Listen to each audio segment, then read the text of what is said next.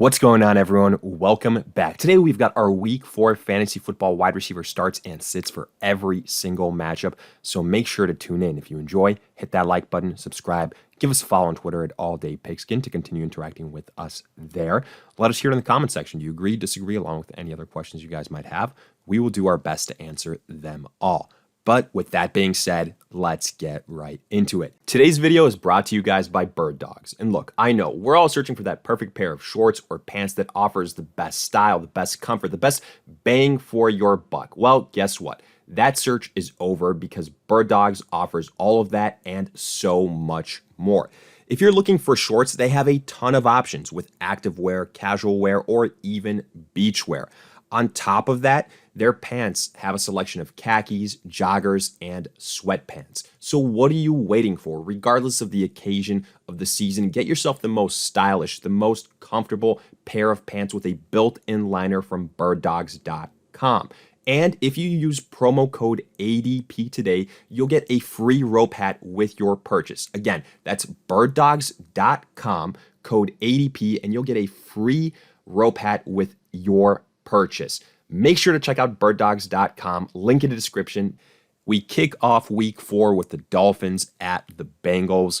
Here, I mentioned it before when breaking down the running backs. This is a game where I much more so prefer the pass catchers. For the Dolphins, it's Tyreek, it's Jalen Waddle. That's really nothing new in terms of who to start there. The one thing that I will mention here, the health of Tua kind of up in the air at the quarterback position. If Teddy Bridgewater is the quarterback for the Dolphins, the upside for both of these guys is going to fall, but I still think they get a decent amount of targets, of volume. The touchdown upside will be smaller, but I would still go ahead and start both of them. Probably more so, though, however, expect wide receiver 2 type of production. For the Bengals, Jamar Chase and T. Higgins, that's kind of been the top duo. Nothing too surprising. Now, obviously, you see Tyler Boyd as a sit. Well, funny enough, he paced the Bengals last week. That's going to happen from time to time. Now, I was kind of on the fence about this one, whether to start Tyler Boyd or not. In a pinch, he could be somewhat useful in PPR formats. I would preface it this way. If Tua plays this game, then I feel a little bit better about Tyler Boyd and his fantasy upside, but he would still be in the wide receiver 3 category for me. If Tua doesn't play, I think that lowers the scoring upside for this entire game. So from that perspective, I would sit Tyler Boyd. Then Vikings at the Saints. You'll start Justin Jefferson, and then Adam Thielen, I think, is a solid start just because, the expectation is Lattimore might be on Justin Jefferson, so Thielen could see some more action, some more volume. Don't go chasing the points with KJ Osborne. That was just one of those situations last week where it's going to happen maybe once, twice in the entire year where your wide receiver 3 outproduces a top 5 wide receiver in the NFL in Justin Jefferson. Yes, Jefferson has had 2, kind of underperforming weeks in a row. It's not going to continue. Ride it out. He's still a wide receiver 1.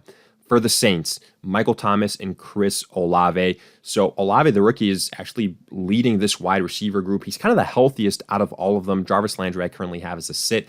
I think the Saints are going to have to pass the football here to keep pace with this Vikings offense. Their rushing attack hasn't been able to do anything. The problem here being is Jameis Winston just unreliable. You have to wait until garbage time to get all those stats. But I do think that this is going to be a pass-heavy type of game for the Saints. Michael Thomas and Chris Olave are the top 2 guys.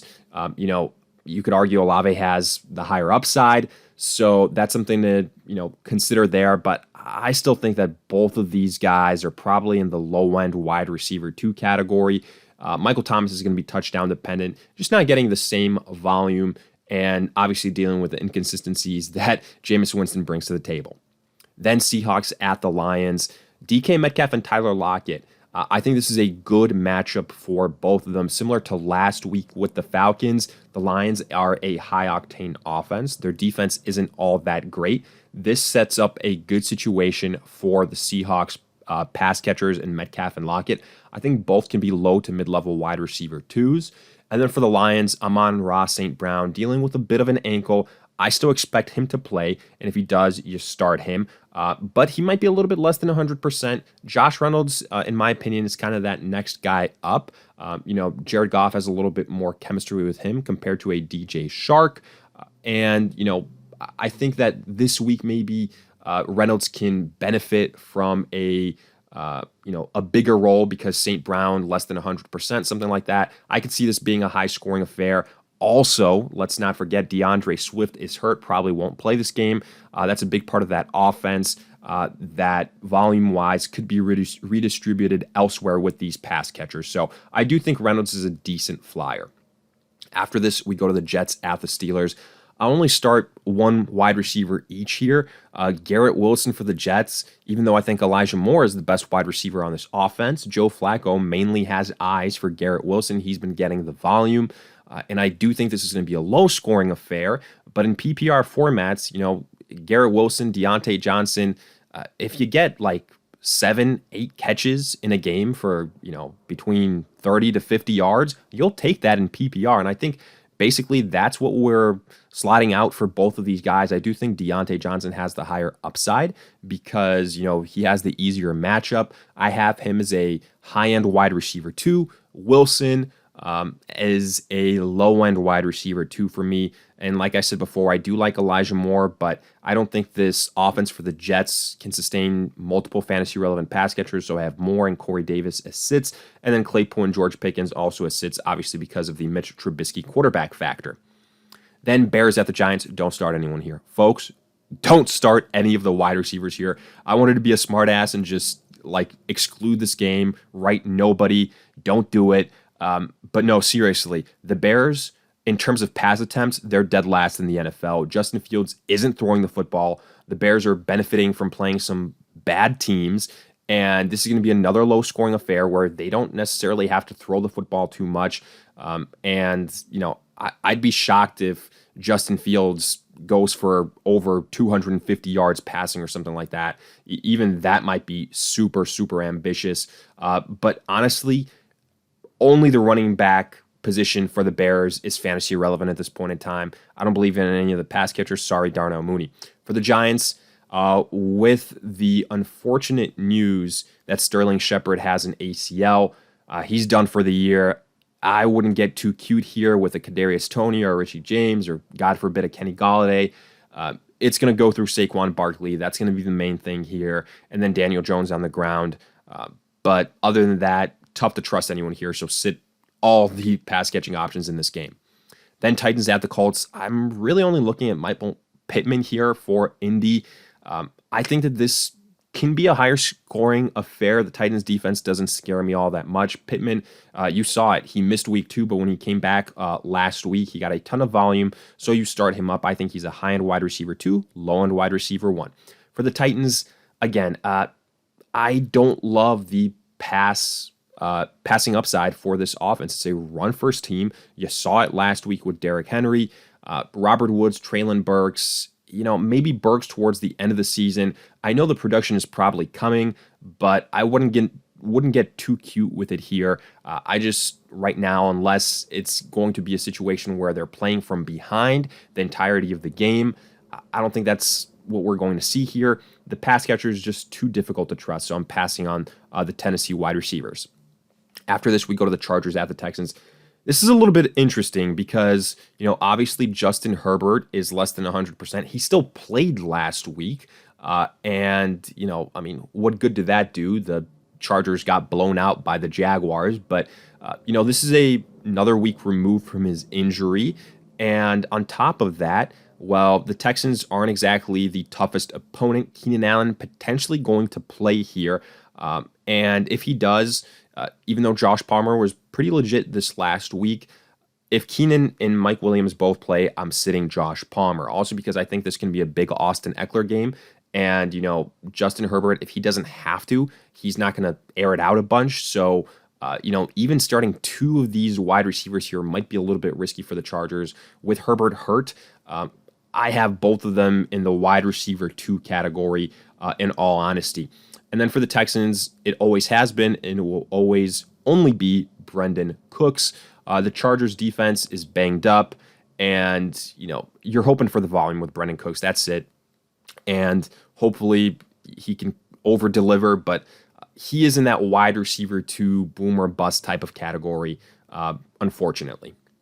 Then Browns at the Falcons, really only the top respective wide receivers here for the teams. Amari Cooper, I think this is another favorable matchup for him here versus this Falcons defense. So I look for him to be involved. I think he can be a solid wide receiver 2 on the week. I wouldn't expect quite the same upside as he had in week 3, but still I think he's a valid start. And then for the Falcons, Drake London, the Browns defense doesn't scare me. He's going to get the volume. I think he's probably a low-end wide receiver 2. And then with the Browns, I wouldn't get too cute with Donovan Peoples-Jones. I think it's going to be, again, a heavy dose of Nick Chubb, Kareem Hunt, and then Amari Cooper. I'm sitting DPJ. Then we go to the Commanders at the Cowboys. I'll start Curtis Samuel and Terry McLaurin here. Jahan Dotson, to me, is that third guy. And I just don't trust Carson Wentz enough. I mean, Curtis Samuel at this point has become the number 1 wide receiver for this team. So if you got him at value, congrats to you. He's playing like a high-end wide receiver 2. And then Terry McLaurin, he's kind of needed those garbage time points to some extent to produce. So I think he's another one of these guys that's kind of boom or bust wide receiver 2. Thankfully, I think this will be a game that's a little bit closer, so maybe he's going to be a little bit more consistent here. But we'll see. And then for the Cowboys, CeeDee Lamb, he's the guy, and doesn't have the same upside without Dak Prescott, but he's still getting the volume, which is what you want to see. He is, to me, a wide receiver 2 as well. And I wouldn't get too cute with Noah Brown. Michael Gallup could potentially return this week, and still without Dak, it's going to be really tough to start 2 fantasy relevant wide receivers for the Cowboys offensively, unless you're very, very desperate. And again, I think Noah Brown would be a shot in the dark, especially with Michael Gallup potentially returning. So again, I wouldn't force it there unless you have to. Afterwards, we go to the Jags at the Eagles. I'll start Christian Kirk. At this point, he's become like a must start, which is crazy. But, he's a high-end wide receiver too. And if this game keeps pace with what the Eagles have been doing offensively, he can be in the wide receiver 1 category. And then, I think there's going to be another wide receiver here that makes their mark. You look at it between Marvin Jones, Zay Jones. Zay Jones has kind of been the preferred option. He's got more targets. He's got more receptions. He's got more yardage than Marvin Jones. If you need a flyer, I think he could be a decent one this week, kind of a wide receiver 3 high upside guy. And then for the Eagles, typically I'd only say A.J. Brown, but again, I think this could be a higher scoring affair. I wouldn't look for Devonta Smith to duplicate what he did last week. That'd be crazy, but I think here he could have a solid outing, kind of low-end wide receiver 2 type of upside. Then Bills at the Ravens. This one is exciting, folks. I think this could very well be the highest scoring game of the week. Stephon Diggs kind of underperformed this last week, but I mean, it still wasn't anything egregious. You start him, you fire him up, top 5 wide receiver. Then Gabe Davis, he played, but you could see he was under 100%. I think with another week behind him, he should be a little bit more involved and be kind of that wide receiver 2 again. For that reason, I have McKenzie as a sit, because when I think these top 2 guys are healthy and involved, there is a drop-off to that next wide receiver. And then for the Ravens, it's Mark Andrews, it's Lamar Jackson, and then Rashad Bateman is the guy at the wide receiver position. He had a disappointing game this last week, but we knew it would come here sooner rather than later because he just wasn't getting the volume, and that was the big thing. He was kind of touchdown dependent. He had a lot, very high efficiency, so if those things didn't happen again, he'd kind of have a dud of a week. It happened in week 3. Good news is I think the Ravens are going to have to, throw the football here. So I think Bateman definitely bounces back. I have Duvernay as a sit. Maybe that might sound surprising, but you look at the targets that he's gotten week by week by week. If he doesn't get a touchdown, it really isn't all that great, so I'm sitting him here. Then Cardinals at the Panthers. I'm really only interested in Marquise Brown. Now, again, look, folks, Kyler Murray ain't going to throw the football 58 times again, or at least I hope he doesn't, because that means that something bad is happening with this Cardinals offense, and they're probably playing from behind again, which is, I feel like, the story of their season so far. But Marquise Brown showed us why he is, a high upside wide receiver in this offense and why he can be a high-end wide receiver too. I think, similar type of situation here versus the Panthers. The Panthers defense doesn't scare me. Then as far as the other guys here, Greg Dortch, I wouldn't force it. I don't think, again, Kyler Murray is going to have that many pass attempts in this game. I think it's going to be James Conner. It's going to be Marquise Brown. I wouldn't be shocked if it's a lower scoring game as well. So Dortch, I'm sitting. I wouldn't get too cute with it. And for the Panthers, I'm sitting both DJ Moore and Robbie Anderson. Simply put, Baker Mayfield is just not facilitating a good fantasy-friendly offense, not getting enough volume to these guys. You could also make the case for him being a deterrent to Christian McCaffrey. And then if the Cardinals also on the flip side, offensively, if they can't get it going until the fourth quarter or something like that, I don't think this is going to be a high-scoring affair from either side if they don't have to. So if the volume isn't there and, I just don't trust Baker Mayfield, I'm sitting both Moore and Robbie Anderson. Then Broncos at the Raiders. I'll start Courtland Sutton and I'll start Devontae Adams. Sutton seems like he's the preferred target for Russell Wilson. Judy maybe didn't have the most efficient game this last week. Maybe he was still a little bit banged up. That's part of it. But I think here you're going to see a focus on the rushers. We saw what the Titans just did to the Raiders defense on the ground. So to me, it's going to be a lot of Javonte, Melvin Gordon, and then Courtland Sutton sprinkled in. I don't think we're going to see as much Judy, so I have him as a sit. For the Raiders, it's Devontae Adams for sure. But then the number 2 wide receiver here is a little bit tough to pinpoint. Renfrow didn't play last week with the concussion. Mac Hollins had a huge game. But I mean, who would have figured? You look at his history, you look at things like that, kind of unexpected. And if Hunter Renfrow returns, I think Mac Hollins is going to be an afterthought. I currently have Hollins as a sit. We'll see what happens with Renfrow depending on his health. He could potentially be a start. Right now, we just don't have enough information, but I still think that wide receiver 2 here behind Devontae Adams is a little bit too risky, so I'd probably be sitting them either way. Afterwards, we go to the Pats at the Packers. I'm only starting Allen Lazard here, and even that I feel like is a little bit risky, going to be touchdown dependent, just because the Packers right now, they've been in these kind of lower scoring affairs where they can get away with just running the football, and I think that can be the case here versus the Patriots. Because without Mac Jones, this Patriots offense is probably going to be pretty lethargic, and Aaron Rodgers is just going to be a game manager. But to me, Lazard has the highest upside. I know what people are going to say. Oh, Romeo Doubs, he was huge. He had the most targets this last week, yada, yada, yada. Okay, Lazard is still the preferred option in my opinion. And I wouldn't get too crazy here with Doubs, especially when you consider the opponent. Maybe if it was an opponent like the Bills or like the Chiefs, then we'd include Doubs. But since it's the Patriots, without Mac Jones, I'm sitting Doubs. And then again, without Mac Jones, I think the top 2 options for the offense are Devontae Parker, Jacoby Myers. Parker had a huge game, but I mean, with Hoyer under center at quarterback, I just don't trust any of these guys, so I'm sitting all the pass catchers for New England. Afterwards, we go to the Chiefs at the Bucks. I'll start Juju Smith-Schuster just because I think this can be, a higher scoring affair a little bit here. So looking for probably low-end wide receiver 2 production from Juju Smith-Schuster.